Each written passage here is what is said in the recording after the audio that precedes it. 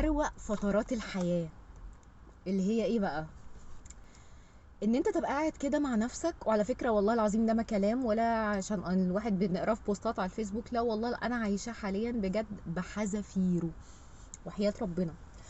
اروق فترات الحياة هي حرفيا اللي انت بتبقى عايش كده رايق مع نفسك، ملكش دعوة بحد، ايا كان إيه اللي بيحصل حواليك دماغك انت شاريها، مش فارق معاك زعل حد خالص، لانك بتكتشف ان هما اللي بيبقوا زعلان، يعني هما اللي مزعلينك، لا وبيزعلوا عايزين يقلبوا عليك الترابيزه، فانت تتضايق، فانت تعيش بقى في سايكل بقى كده ولوب غريبه كده.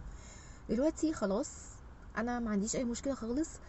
عاوز تزعل وتاخد جنب تمام، انت لو شايف ان انا غلطانه لو ما جيتش وعتبتني قلت لي انت عملتي كذا، خلاص براحتك مع السلامه. اي حد انا كنت مستنيه منه اي حاجه وما عملهاش ما بضايقش نفسه، خلاص ده انا بحط عليه علامه وبيتركن على جنب. عايشه احلى واجمل فترات حياتي. الدنيا مش حلوه يعني، مش الكلمه دي مش معناها ان الدنيا حلوه وجميله والدنيا ماشيه سموث اطلاقا. فكره حرفيا والله العظيم ان انت تشتري دماغك وتركز مع نفسك انت، بس يعني تركز انت عايز تعمل ايه، عايز تاكل ايه النهارده، عايز تلبس ايه، عايز تخرج، عايز تنام، عايز تتفرج على حاجه، عايز تاخد عربيتك، عايز تشوف ناس معينه انت عارف ان هما دول فعلا اللي يعني اللي مش هيبقوا سبب اذى نفسي ليك.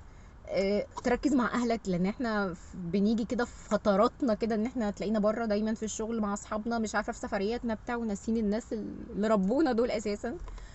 والله العظيم والله هو ما كلام بوستات وحياة ربنا، لان انا كمان كل اللي يعرفني يعرف ان انا اوصل للمرحله دي مش سهله، ان انا اكبر دماغي من كل الناس، ان انا ابقى عايشه كده رايقه وبعمل اللي انا عايزاه بس، واهم حاجه سلامي لنفسي بس، طالما انا مش جايه على حد، طالما انا مش جايه على حد. وبعدين بقدر جدا جدا جدا اللي يجي يقول لي انا متضايق منك في كذا، لان وارد ممكن اكون عامله حاجه ومش واخده بالي، فان انت تاخد بعضك وتاخد جنب من غير ما تقول انت عملت ان انا عملت ايه، لا دي مشكلتك انت مش مشكلتي انا.